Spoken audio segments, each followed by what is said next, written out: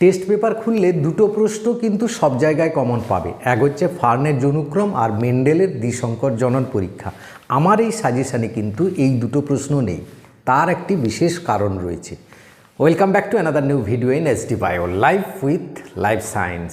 মাধ্যমিকে আর হাতে গোনা কয়েকটা দিন, এই কটা দিনে কোন কোন টপিকগুলো করলে তুমি একটা ফুল মার্কস বা খুব ভালো মার্কস পেতে পারো, বা যাদের প্রিপারেশন ভালো হয়নি কোন কোন টপিকগুলোতে জোর দিলে তারা একটা পাস মার্ক 50-60% মার্কস ইজিলি পেতে পারে, এবং কিভাবে লিখতে হবে উত্তরগুলো, বা ছবির ক্ষেত্রে কি কি ট্রিক তোমাকে অ্যাপ্লাই করতে হবে দিলে ফুল মার্কস পাবে। কারণ ছবির ক্ষেত্রে 1-1.5 নাম্বার কিন্তু প্রায় সবার কমে যায়, সেইগুলো তোমাকে কিন্তু খেয়াল রাখতে হবে। আজকের এই ভিডিওতে মেনলি সেইগুলো নিয়ে আলোচনা করব, এবং 5 মার্কসের মাত্র কয়েকটা টপিক করলেই তুমি 100% কমন পেয়ে যাবে এই টপিকগুলো থেকে। এবং 2 মার্কের প্রশ্নগুলো এই পোর্শনটা হয়ে যাওয়ার পর আমি বলবো 2 মার্কের প্রশ্নগুলো। তাই ভিডিওটা শেষ পর্যন্ত দেখো, ভালো লাগলে লাইক করে বন্ধুদের শেয়ার করে দিও। দেখো, প্রথমে আসি আমি 5 নাম্বারের পরীক্ষা, যেগুলো তোমাদের থাকে যে 6টা করতে হবে, 6-5 30 নাম্বার। সেই 6টা কীভাবে কমন পাবো, কোন টপিকগুলো করতে হবে, যে এই টপিকগুলো পড়লে 6টা টপিক 6টা প্রশ্ন আমি একদম এর মধ্যেই পাবো। মাত্র 16টা টপিক আছে, এই 16টা টপিক তোমাকে মন দিয়ে এই কটা দিন যদি পড়ো আরামসে পারবে আমি বলছি। শুধু তোমাকে লেগে থাকতে হবে, হ্যাঁ, একটু পড়ে নিতে হবে এই কটা দিন। যেমন দেখো, চোখের ছবি এবারে পড়বে, বহুবার বলেছি, তো চোখের ছবিটা সুন্দর করে আঁকবে। আমার ভিডিও দেওয়া আছে কীভাবে চোখের ছবি আঁকতে হবে, দেখে নেবে।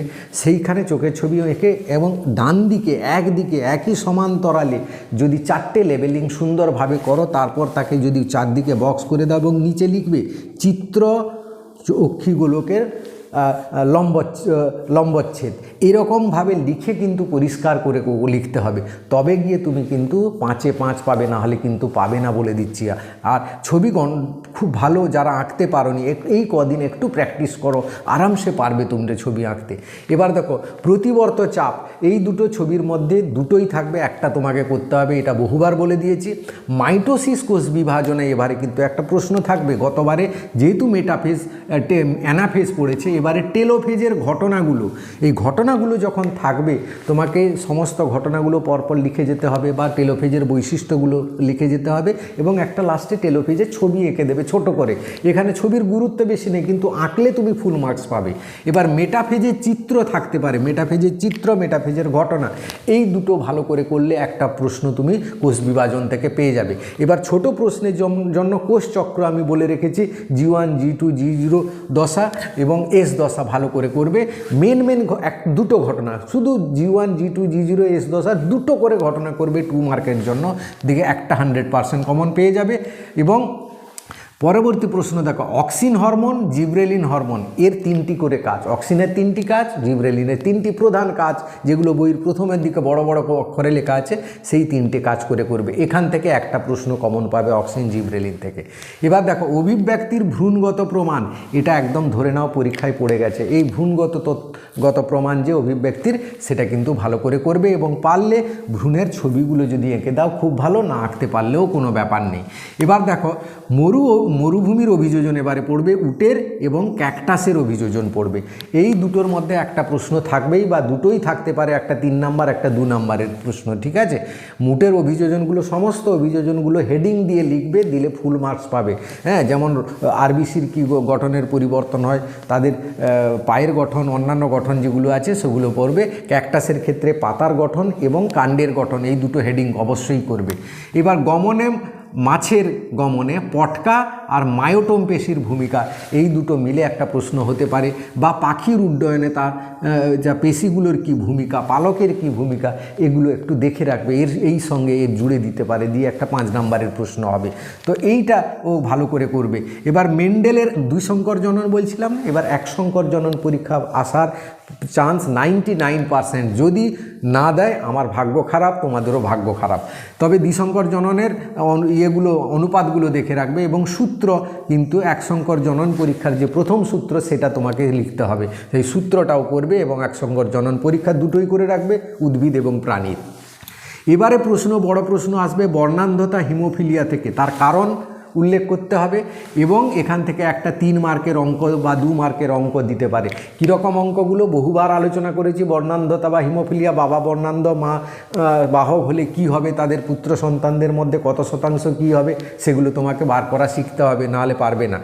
এইটা কিন্তু একটা 100% প্রশ্ন থাকবেই। থ্যালাসেমিয়ার কারণ, গতবারে লক্ষণ পড়ে গেছে, থ্যালাসেমিয়া থেকে বারবার প্রশ্ন দেয়, তাই এটাও রেখেছি, এবং কিভাবে জেনেটিক কাউন্সেলিং করবে থ্যালাসেমিয়া হলে সেটাও ভালো করে দেখে রাখবে, এখান থেকে পড়বে। এবারে আরেকটা প্রশ্ন 100% পড়বে, শিম্পাঞ্জির খাদ্য গ্রহণ ও রোগ প্রতিরোধে তার যে দক্ষতা, সেটা এই দুটো কিন্তু ভালো করে করবে, এখান থেকে একটা প্রশ্ন হবে। নাইট্রোজেন চক্র থেকে প্রতিবারেই একটা 2 মার্ক 3 মার্কের প্রশ্ন থাকে, গতবারে 3 মার্ক ছিল, এবারে যদি 3 মার্কে দেয় নাইট্রোজেন চক্রে 3টি ধাপ উদাহরণসহ, প্রত্যেকটা ধাপে 2টো করে ব্যাকটেরিয়ার নাম মনে রাখবে, দিলেই তোমার সব প্রশ্ন, এখান থেকে একটা প্রশ্ন 100% থাকবে বলে দিলাম, সে 2 মার্ক হোক 3 মার্ক হোক, একটা প্রশ্ন থাকবেই। সেই নাইট্রোজেন চক্রটা ভালো করে করবে, তার 3টি ধাপ, প্রতি ধাপের 2টি করে ব্যাকটেরিয়ার উদাহরণ পড়বে। তার সঙ্গে জুড়ে দিতে পারে এবারে জয়েন্ট ফরেস্ট ম্যানেজমেন্ট, পিবিআর এবারে আসবে না, জয়েন্ট ফরেস্ট ম্যানেজমেন্ট 100% আসবে 2 মার্কের প্রশ্ন বা 3 মার্কের প্রশ্ন। এবার দেখো দূষণের মধ্যে শব্দ দূষণ ভেরি ভেরি ইম্পর্ট্যান্ট, শব্দ দূষণের ফলগুলো, শব্দ দূষণের কারণগুলো করে রাখবে, এবং ক্যান্সারের কারণ করে রাখবে, ক্যান্সার রোগের কারণ করে রাখবে।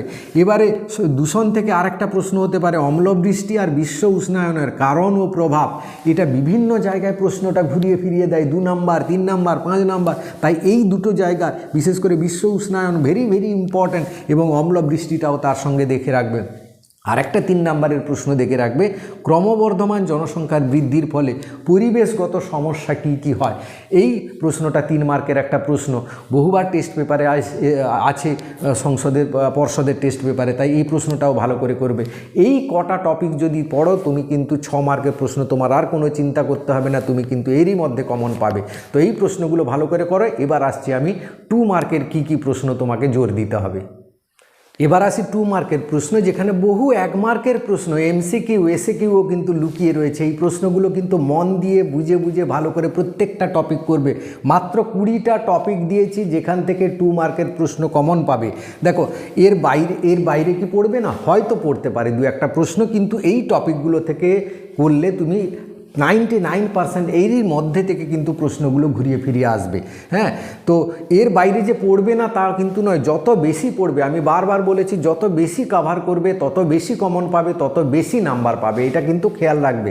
হ্যাঁ, যে আমি বলে দিলাম এইগুলো পড়বে আর বাইরে পড়বে না, তাহলে কিন্তু হবে না। তাহলে তোমাকে সব কিছু যত ভালো রেজাল্ট করতে হলে ভালো করে পড়তে হবে। এবার যাদের প্রিপারেশান ভালো হয়নি বা যারা ভালো করে নাম্বার পায় না, পেতে পারো না, তাদের জন্য এই টপিকগুলো 100% করতে হবে। এই টপিকগুলো করলে তুমি মানে 50-60% আরামসে পেয়ে যেতে পারবে। তো চলো এবার 2 মার্কের প্রশ্নগুলো দেখি। প্রথমে আসি পার্থক্য। দেখো 2-3টে পার্থক্য থাকবে টোটাল প্রশ্নে।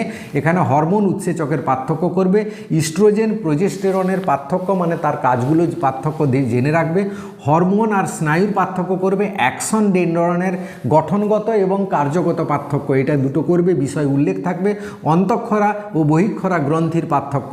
এবার ফিডব্যাক নিয়ন্ত্রণ, হরমোনের ফিডব্যাক নিয়ন্ত্রণ 2 মার্কের জন্য ভেরি ভেরি ইম্পর্ট্যান্ট, এটা কিন্তু রেখাচিত্রের সাহায্যেও দেখাতে হবে। প্রেস বায়োপিয়ার কারণ ও তার প্রতিকার, ক্যাটারেক্টের কারণ ও তার প্রতিকার, এবং মায়োপিয়ার কারণ এবং তার প্রতিকার, এই 3টে থেকে একটা প্রশ্ন 100% পাবে 2 মার্কের। দেখো এইগুলো এই জায়গা থেকে একটা প্রশ্ন থাকে, ভেরি ভেরি ইম্পর্ট্যান্ট এটা। এবার কৃষিকাজে 2টো কৃত্রিম হরমোন বা তার ভূমিকা বা তার কাজ বা এক্সাম্পল, গ্লুকাগন এবং ইনসুলিন বিপরীতধর্মী হরমোন বলা হয় কেন, ব্যাখ্যা করো। হ্যাঁ, তাদের কাজগুলো তোমাকে ব্যাখ্যা করতে হবে।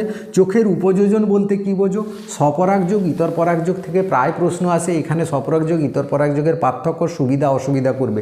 এই প্রসঙ্গে আরেকটা কথা বলে নিই, যে তোমাদের যতগুলো ফুল রয়েছে মানে কোনটা পতঙ্গ পরাগী, বায়ু পরাগী, কোনটা জল পরাগী ফুল, এর এক্সাম্পলগুলো করে রাখবে।